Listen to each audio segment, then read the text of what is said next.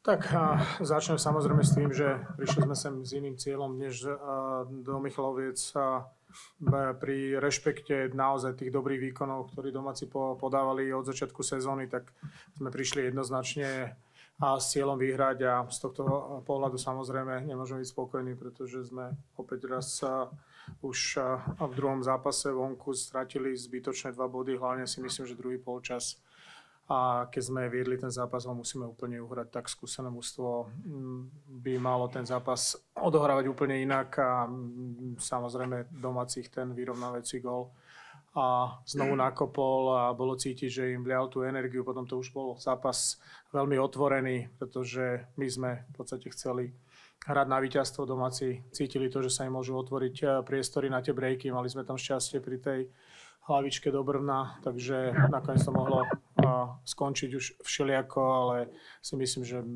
my si musíme vyčítať hlavne druhý polčas, kedy sme naozaj mali veľmi veľa príležitostí a hlavne takých tých situácií v 16, ktoré sme nevyriešili k tomu, aby sme ten zápas viac otvorili pre nás a odskočili domácim aspoň možno na tie 2 góly, čo si myslím, že by bolo asi rozhodujúce, ale to sa nestalo, takže z tohto pohľadu sklamaný a domáci asi spokojní s tým bodom. Tak Boris to veľmi presne pomenoval, tak my sme spokojní, oni samozrejme nespokojní. My sme chceli sa odďačím tým divákom, ktorí prišli asi, myslím si, že po 10 alebo koľkých rokoch vypredaný štadión, takže my im za to ďakujeme. Chceli sme Žofovi dať darček.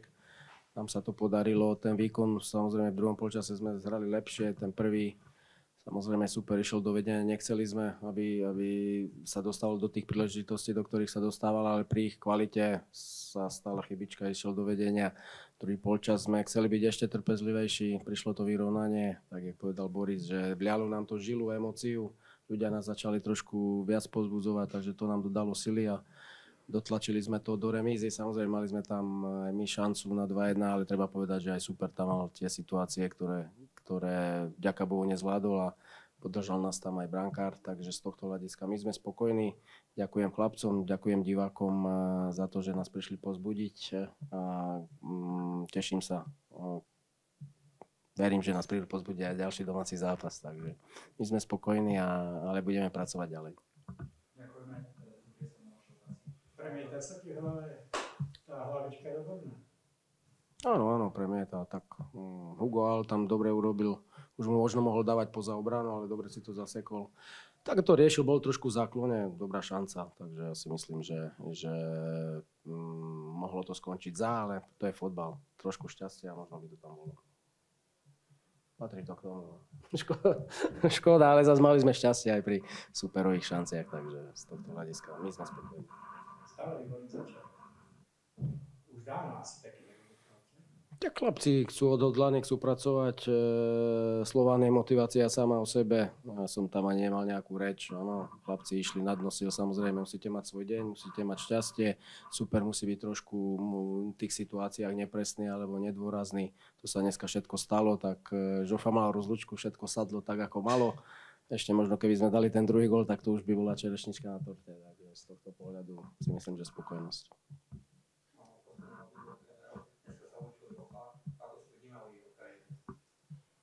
Povedz, Boris.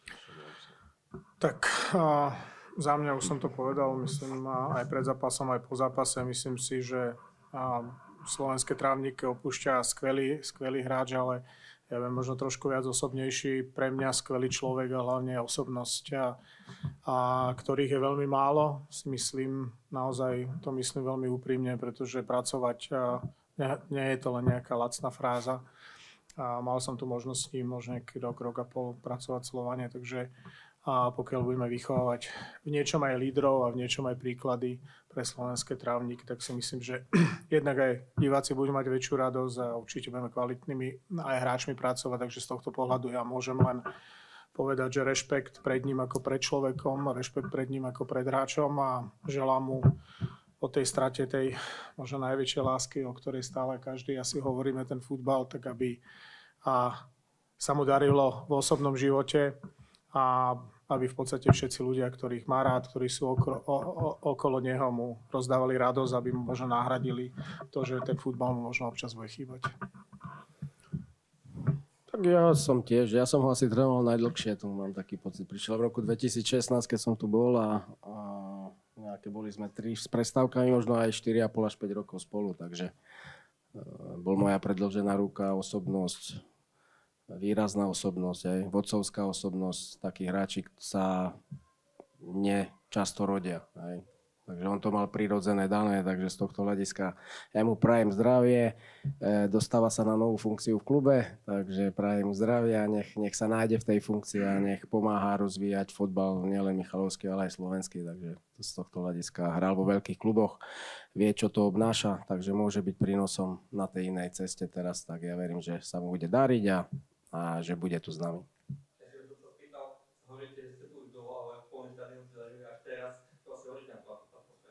Super fantázia. Tak Slovan je na to zvyknutý, my nie tak často, takže pre mňa super atmosféra. Bodaj by to bolo tak častejšie, aby prišli, našli si tí fanúšikovia cestu. Ja im za to ďakujem.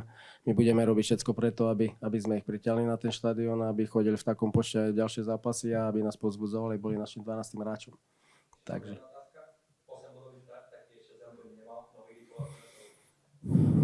Tak super štart, začiatok, stále je to začiatok, netreba zaspať, netreba sa nejako uchlacholiť, alebo tomu povedať, že všetko príde samo, nepríde, treba makať, treba pracovať tvrdo ďalej a pozerať sa smerom hore. Chlapcom to stále hovorím, je to stále len začiatok, takže cesta pred nami je ešte dlhá a treba pracovať a posúvať sa vyššie a vyššie.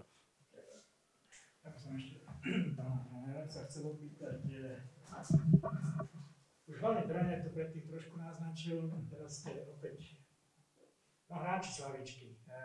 Trošku možno ste čakali, že viac presvedčia, keď dostali šancu?